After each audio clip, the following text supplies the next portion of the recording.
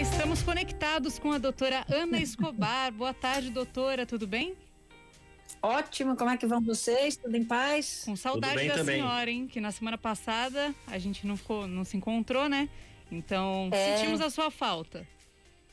Eu também de vocês. Tivemos uma entrevista médico, mas graças a Deus tá tudo bem. Que bom, doutora. Seguimos então, doutora. É isso aí. Hoje a gente vai falar então sobre a diferença da dengue e da Covid-19, mas especificamente nos sintomas, né? Porque febre tem nos dois casos, né? Como que a gente faz para diferenciar uma coisa da outra antes de se desesperar? Não que a dengue não seja muito grave, também mas quando a gente pensa que é Covid, a gente fica mais nervoso ainda, né, doutora? Nossa, exatamente isso, sabe? Então, o que a gente pensa? Olha, hoje a gente só pensa, respira, vê na TV, tudo de Covid. Mas aqui no Brasil a gente tem uma situação endêmica que é a dengue, que também está aí, né?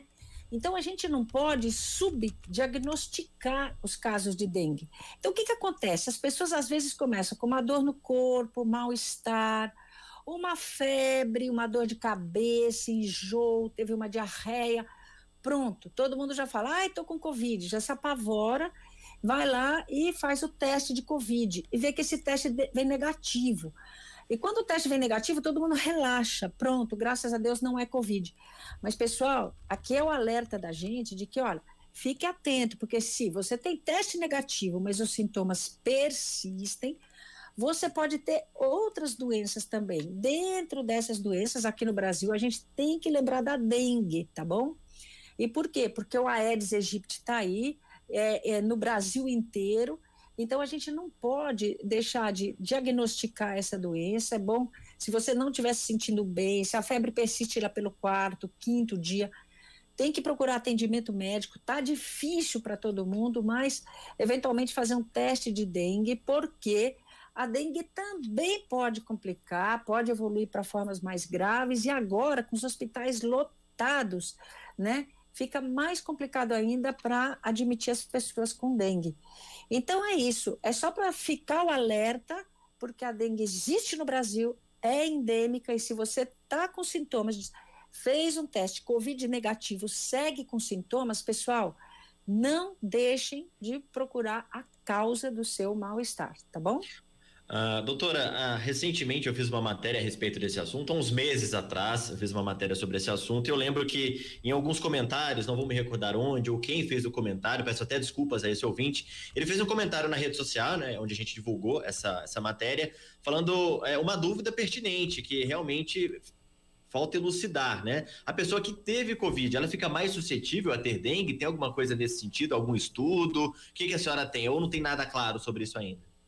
Não tem nada claro sobre isso ainda, mas o que a gente tem, assim, de estudos que a gente sabe, toda vez que você tem uma doença séria, por exemplo, a Covid, se você teve Covid sintomático, com sintomas, precisou ou não de internação, mas teve sintomas, o seu corpo gastou uma defesa muito grande para te defender desse vírus que entrou.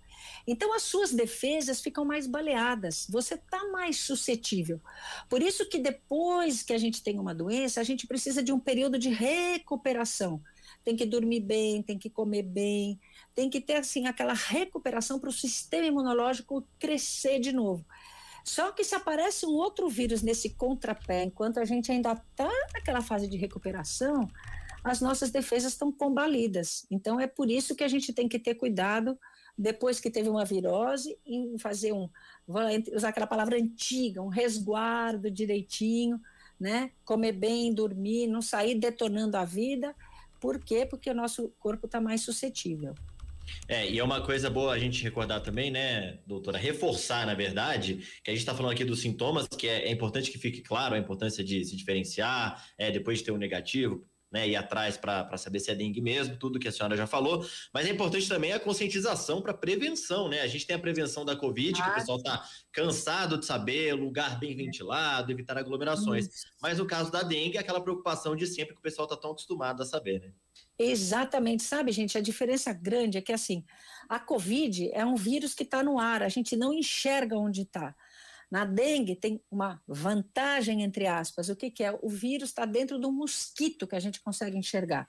Então, se a gente conseguir evitar a picada do mosquito, a gente consegue evitar a dengue. Então, é mais fácil nesse sentido. Então, se a gente colocar tela em casa, isso é super importante agora que está todo mundo dentro de casa, colocar tela em casa, evitar aquela água parada que a gente sabe nas plantas, nos vasos, ou perto da nossa casa, ou na vizinhança, né? E às vezes, até se você está numa área assim perto de mato, se você está numa área onde tem muito mosquito, você está trabalhando em home office, pode até usar um repelente no corpo para evitar a dengue. Então, isso realmente é muito importante a gente lembrar que não é porque tem Covid que as outras doenças deixaram de existir. Uhum.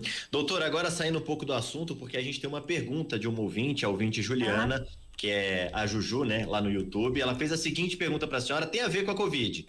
Ela pergunta o seguinte: doutora, é mito ou é verdade que quando ficamos na atividade física com máscara, aquele ar que fica na máscara faz mal? E aí ela justifica, porque eu ouço muitas pessoas falando que faz mal, portanto essa é a dúvida dela.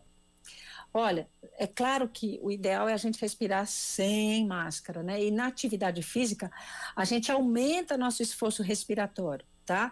Mas, se você tem uma máscara boa, existem tecidos que são legais, que protegem você da dengue, tá? E que dão uma respirabilidade bem legal. E aí, é mito isso. Não é verdade que aquele ar que fica na máscara faz mal, tá bom? Claro que, assim, dependendo do esforço respiratório, a respiração fica mais difícil mesmo com a máscara, tá? Mas esse ar, não faz mal. Se você quer praticar atividade física nos dias de hoje, use máscara sim, tá bom? Principalmente se você está numa pista onde tem pessoas correndo, andando de bicicleta, pessoas passando perto de você, use a máscara, que é muito importante, tá? Tá certo, doutora. Muito obrigado por todas essas mensagens, essas dicas, esses conselhos, também respondendo aos nossos ouvintes. Pode deixar, fique à vontade, deixa aí os contatos, seu site, como as pessoas podem te encontrar.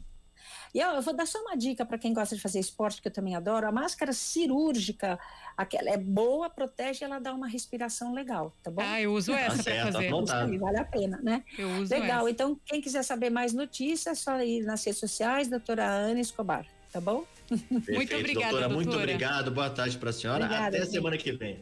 Se Deus quiser. Até semana que vem, doutora. Tchau.